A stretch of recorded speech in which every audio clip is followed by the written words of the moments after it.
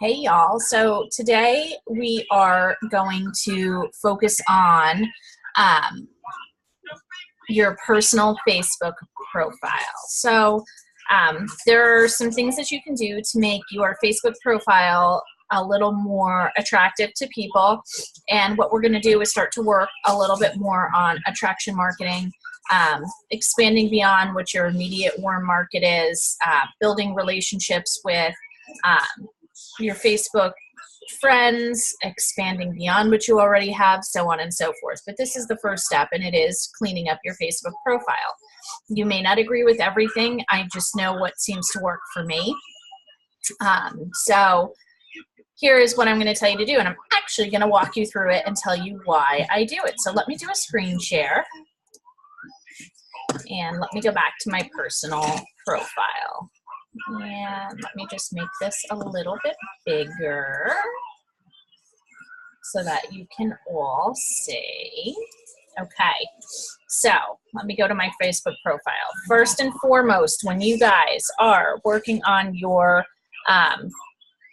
personal Facebooks, okay, please make sure that your profile picture is an actual picture of you. No one wants to click in and see your dog or your cat. Okay, as much as we love them, make sure your profile picture is a picture of you, okay? Your cover photo, always choose a cover photo that's reflective of you, okay? So this is a quote that I really like. It resonates with me, so that is and it's got kind of an outdoorsy theme to it, which also resonates with me, so that is why that is my cover photo. Please, whatever you do, do not make your personal profile a walking billboard for Color Street. It is going to have the opposite effect of what you want it to have. It will drive people away more than it will bring people in, okay? You want people to buy from you because they like you, they know you. You're going to be building a personal brand via attraction marketing on your personal profile. So, yeah. Don't have, I'm a Color Street stylist as your cover photo, okay? But pick something that resonates with you, okay? Now, you'll see here for intro, I don't have a Color Street job description. Don't put Color Street in your work history. Some people will tell you to do it. I say not to do it. And the reason I say not to do it is because it appears salesy. And you want to build sales by being you and attracting them kind of that way, because they have built this relationship with you and you want them to be curious about what you do, right? If you just put it out there, no one's curious about what you do, right? You want to make them work for it. That curiosity will draw them in, okay? Also, if you are friend requesting people that are maybe a few degrees of separation from you to try and expand beyond your warm market, people are not always super receptive to people when they see that they do direct sales. I think a lot of people Facebook has become such an avenue for social selling that people may see, oh, Jen friend requested me. Oh, I see she sells nails. She's going to try and sell me. And then they won't approve your friend request. Again, just my thought process. You're going to want a public profile. So you want people to be able to find you, right? So if your profile is like super secret lockdown, no one can even get a glimpse at who you are if you're friend requesting them, right? So, and my Facebook profile was very private for a very long time. I changed it about 3 or 4 months ago to be more public. So I'm on a desktop, guys. So let me show you how to do it from here. So if you go down to settings, after you click that little arrow, you can go to privacy. And then when you get in here, you can edit, who sees what, who can post what, how can people find you? I have it so that not everybody can look at my friends lists.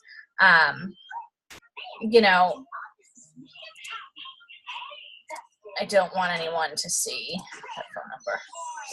Okay, so that is kind of where you go and click and choose what you want seen, okay? So the other thing I will tell you guys to do after you've done that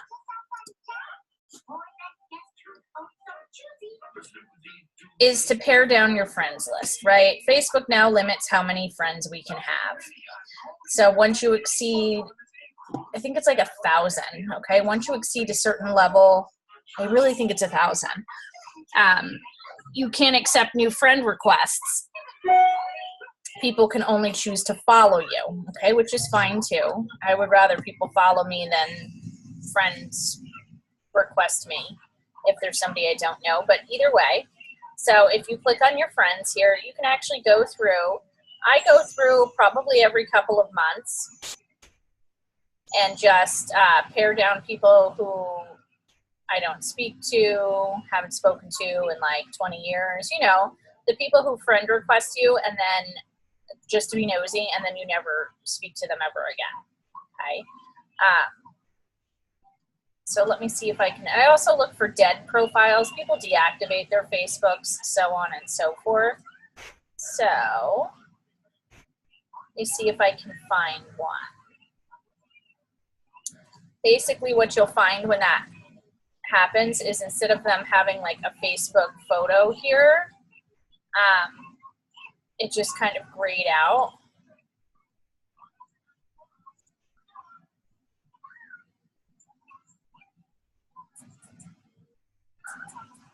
All right, so I'm gonna unfriend him because he never comments. Know him in real life. I don't think he will be offended.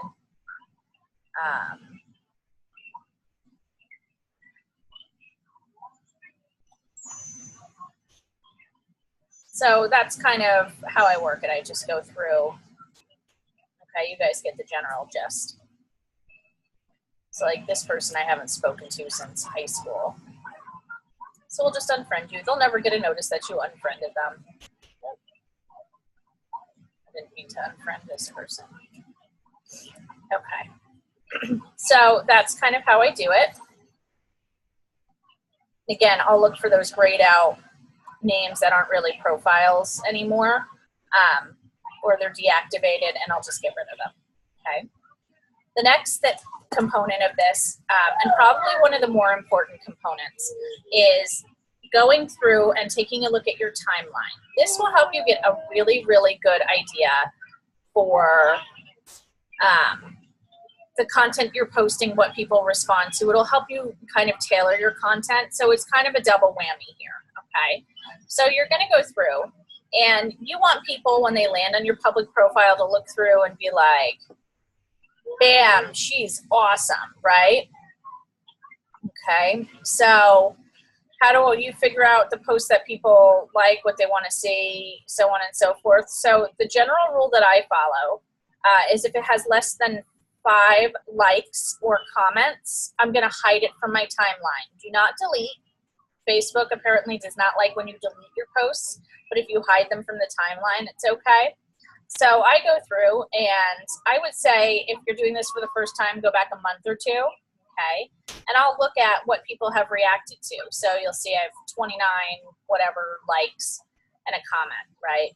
You want people to be like, wow, she's the bomb. Look how many people care about, you know, what she posts, okay? People love posts of my kid, stories about my kid, okay? So you'll want to just go through. If you need to hide something from your timeline, you just click here and go down to hide from timeline and hit OK. So you're not deleting it. It's not gone forever.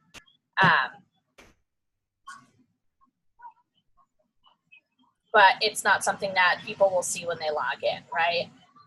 So like this got 6 likes. It's not one of my higher rated things, so I'll go here. I'll hit hide from timeline. It'll say, are you sure you want to hide? Yep, hide it, and now it's gone, okay? So I go back a couple months and do that. The other thing that you guys are going to want to avoid continuing to do, and things that you'll want to hide, Aria, you never want anything to do with me unless I'm doing something, right? No. Yeah, I think that's true. Okay.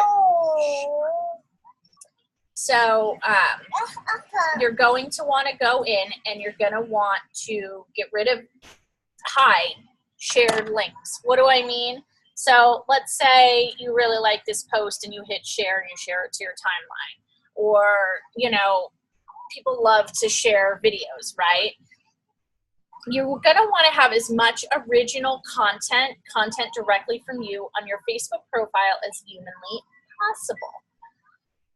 It helps people get to know you, and it helps people to kind of stay with you, so to speak. So basically, when you're sharing a video of fashion hacks or a video of a baby seal getting rescued, like, do you really need to share that? Like, I know you're excited, but don't share it on your Facebook wall, because what is going to happen is people are going to click in and they're going to be like, oh, let me see if I can find somebody who is an example. Let's see. Somebody who's not on the team, so I don't feel like I'm calling them out. Okay, so let's go here and see if she has any. So probably not, because she also does direct sales. But if she had a shared post of like a walrus or whatever, what's going to happen is, come on, somebody on my wall has to have it. Come on. Okay, here we go. Okay. So what's going to happen is, wow, I want to know about processed food. This looks like an interesting video. I'm going to watch this. And I'm going to be like, oh, this is cool. So I'm going to click on it. And it's going to make it big. So I'm going to go on America Versus here. Oh, and I found my way here. And, oh, wait. Oh, this person follows this? Well, I wonder what she's up to. So I'm going to go ahead and click it. Let me see what's going on with her. Oh, her kids are cute. Oh, look how cute her kids are. Ooh, a quiz. Let me click this quiz she did. This looks like fun. And the point is, now I don't remember how I even started off to begin with. Whose profile did I even find that on? You don't know, okay? Because you have gone down the internet click rabbit hole. We all do it. Every single one of us, myself included. You want people to stay on your page. You want people to look through your page. You don't want them to find a shared link and be like, oh, well, it was nice checking out Jen for 5 seconds. Let me go down this rabbit hole, right? Because you're not going to retain customers that way. You're not going to build up a following. You're basically driving people away by accident. So go through when you're hiding things with 5 or less than 5 likes or comments. Go through and hide those shared links, okay? When you're using your personal profile, as you go through and you're looking at where those likes and comments, what kind of posts they're coming on, like literally people love posts of my kid. Who doesn't love kids, right? And my kid, I hate to wave the brag flag, she's pretty freaking cool, okay? And I'm not just saying that because she's my kid. Well, I am kind of saying that because she's my kid, but regardless, okay? Everybody seems to like posts of my kid. So those always rate really high with me, okay? I also mix in some product placement. So I remember that I don't have it listed in my work history, that I'm working for Color Street, but I do product placement. Like, I tried this seltzer. It was amazing. I was having drinks with my friends, so I held up the seltzer. I took a photo, and I was like, my nails are 2 weeks old. They also look awesome today. Great day, right? And look at the likes that this got, okay? Make sure that you are also going back and responding to people. So,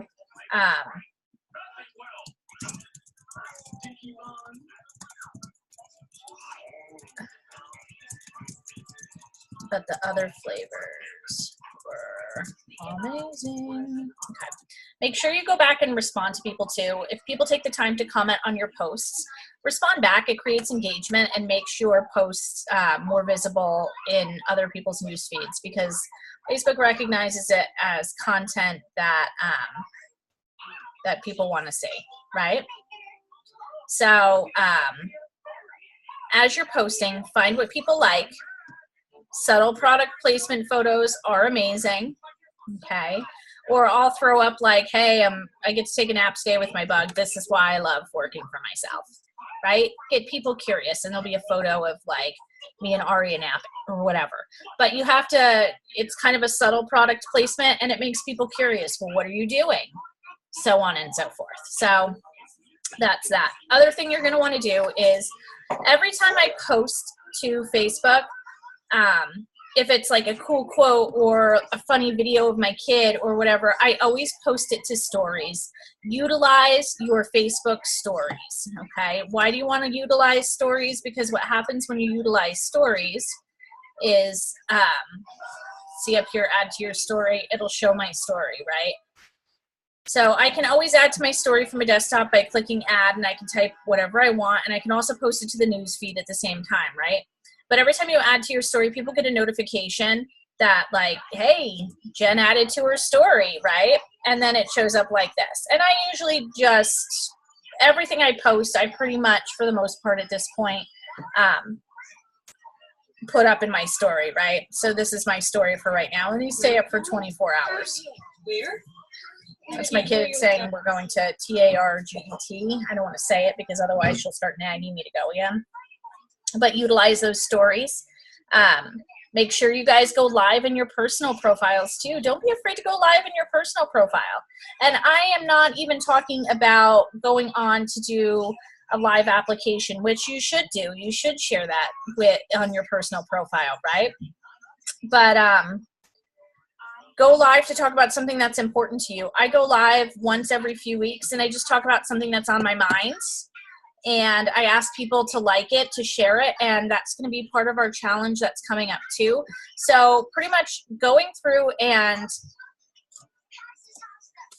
really editing your personal Facebook profile today, using some of those things that I just went over. I mean, take an hour or so to do it, or do it in a few 30-minute increments, kind of go through, but start cleaning it up today, because what we're going to be doing through the rest of the month is we're going to really be utilizing our personal profiles to try and drive some sales and acquire some new customers. If you guys have any questions, let me know. That is what I'm here for. If you guys are not on my team and you are watching this, my information is in the comments below, so please feel free to reach out to me and I will get back to you. Have a great day, guys.